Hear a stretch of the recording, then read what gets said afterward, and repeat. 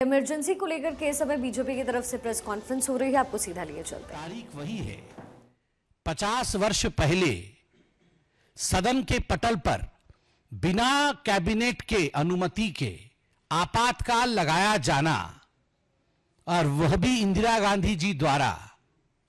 आज यह जो पूरी प्रक्रिया हुई है, मुझे लगता है इसने सबको बहुत कुछ सिखाया है। निंदा प्रस्ताव लाया गया, ओम बिड़ला जी ने निंदा प्रस्ताव रखा।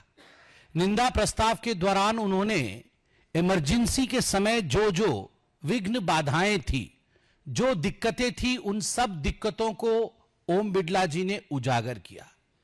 उन्होंने याद दिलाया कि किस प्रकार से मीसा कानून में परिवर्तन करके नेचुरल जस्टिस को बाधित किया गया था, हजारों लोगों को किस प्रकार जेल में डाला गया था। और मैं बता दूं, 1,40,000 लोगों को जेल में डाला गया था।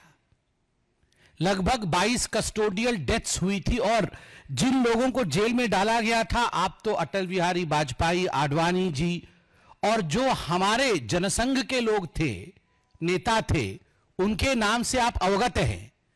मगर आप कई लोग जानते हैं कि चरण सिंह जी भी जेल में थे, मुलायम सिंह यादव भी जेल में थे, लालू प्रसाद यादव भी जेल गए थे, देवीलाल जी भी जेल गए थे, एम करुणानिधि भी जेल गए थे, एम के स्टालिन भी जेल गए थे, शरद यादव भी जेल गए थे। और सामने ही बैठे हुए थे आज ट्रेजरी बेंच के सामने श्री टी.आर. बालू, जिन्होंने धन्यवाद प्रस्ताव रखा था। निर्वाचन के पश्चात टी.आर. बालू साहब भी जेल गए थे इमरजेंसी में। विडंबना देखिए, जैसे ही निंदा प्रस्ताव इमरजेंसी के ऊपर ओम बिड़ला साहब रखते हैं, तुरंत कांग्रेस के जो सदस्य हैं वो सारे खड़े हो जाते हैं, हो अल्लाह शुरू कर देते हैं कि ये अनडेमोक्रेटिक है, ये उचित नहीं है, काहे का इमरजेंसी, कौन सी इमरजेंसी, हाय हाय, तौबा तौबा, सब शुरू हो जाती है। वेल के तरफ कांग्रेस के एमपी भागते हैं। मैं पीछे बैठा हुआ था, मैं भी देख रहा था आश्चर्य से कि कांग्रेस के सारे लोग तो भाग रहे हैं, मगर समाजवादी पार्टी के लोग सब बैठे हुए हैं। राहुल गांधी बगल में बैठे हुए हैं और ठीक उनके बगल में अखिलेश यादव बैठे हुए हैं, बीच में टी.आर. बालू बैठे हुए हैं। राहुल गांधी जी को मैं देख रहा था, राहुल गांधी जी उठे या ना उठे, चिल्लाएं या ना चिल्लाएं, वो एक बार अखिलेश जी को देखे, एक बार अपने लोगों को देखे।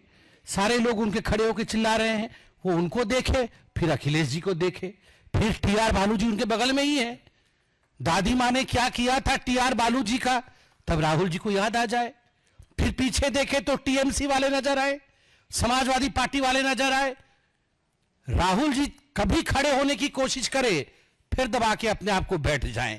ये परिस्थिति इंडिया अलायंस की आज जो हुई है पार्लियामेंट के अंदर, ये तभी होती है जब आप अन्यायी होते हैं, अन्याय का साथ देते हैं और बड़ा न्यायवान दिखने का प्रयत्न करते हैं। ये कांग्रेस पार्टी न्यायवान दिखने का प्रयत्न कर रही थी। कैसे? संविधान की प्रति खरीद के लाकर हाथ में पकड़ रही थी और संविधान बचाओ के नारे लगा रही थी। राहुल जी, संविधान की प्रति खरीद के लाके हाथ में पकड़ने से संविधान नहीं बचता है। संविधान के प्रति हृदय में सम्मान होने से संविधान बचता है। 42nd अमेंडमेंट क्या था? 38, 39, 40, 41st and 42nd amendment. These were the amendments which were made in the Constitution of India during emergency by Srimati Indira Gandhi. What was the 42nd amendment?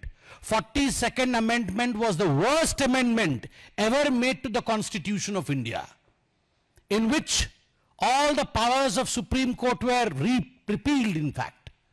Supreme Court was stripped of many of its powers. Supreme Court could not review if there was anything against the fundamental rights of the citizens of India. Supreme court प्रधानमंत्री, राष्ट्रपति और vice president के खिलाफ electoral जो petitions होते हैं, उन पे सुनवाई नहीं कर सकती थी। प्रेस फ्रीडम को गड्ढे में डाल दिया गया था। आप सबको याद होगा कि उस समय कोरा सिस्टम, जो कोरम होता है, कोरम पार्लियामेंट को बैठने के लिए और बिल पारित करने के लिए एक कोरम होता है। इतने लोग होंगे तभी जाके किसी बिल पे चर्चा हो पाएगी और वो जाके कानून बनेगा। असेंबली में भी कोरम होता है। 42nd अमेंडमेंट कैंसल्ड द कोरा। एक भी व्यक्ति अगर सदस्य मौजूद है और उसकी इच्छा है कि हम संविधान को बदल सकते हैं, तो वो एक सदस्य संविधान को बदलने की क्षमता रखता था। They finish the quota system. आप देखिए the basic structure of constitution, there is something called as basic structure of constitution.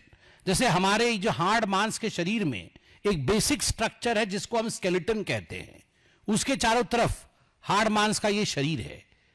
ठीक उसी प्रकार भारत के संविधान का एक बेसिक स्ट्रक्चर है जिसको मौलिक अधिकार कहते हैं, उसके चारों तरफ भारत का संविधान है। For the first time during the emergency Indira Gandhi ji ने स्पष्ट शब्दों में कहा, there is nothing called as basic structure of constitution, it is invented. We can do away with the basic structure of the constitution. संविधान के बेसिक स्ट्रक्चर को छोड़ा जा सकता है, यह पहली बार इंदिरा गांधी जी ने कहा था और यह 42nd अमेंडमेंट में रिफ्लेक्ट करता था। जो लोग भारत के संविधान को हाथ में पकड़ करके कल शपथ ले रहे थे और संविधान बचाओ के नारे लगा रहे थे, आज वो असमंजस में दिख रहे थे। जब समाजवादी पार्टी के लोग उनका साथ नहीं दे रहे थे, टीएमसी के कार्यकर्ता और सांसद उनका साथ नहीं दे रहे थे, ये परिस्थिति आज सदन के अंदर देखने वाली थी। जब माननीय ओम बिड़ला जी ने कहा कि जो लोग जेल गए थे और जिन परिवारों की क्षति हुई, जिन लोगों ने दूसरे स्वतंत्रता के युद्ध में भारत को स्वतंत्रता दिलाया, उन सब परिवारों के प्रति हम संवेदनशीलता दिखाएंगे, उनके लिए 2 मिनट के लिए मौन रखते हुए खड़े होंगे और उनके लिए प्रार्थना करेंगे।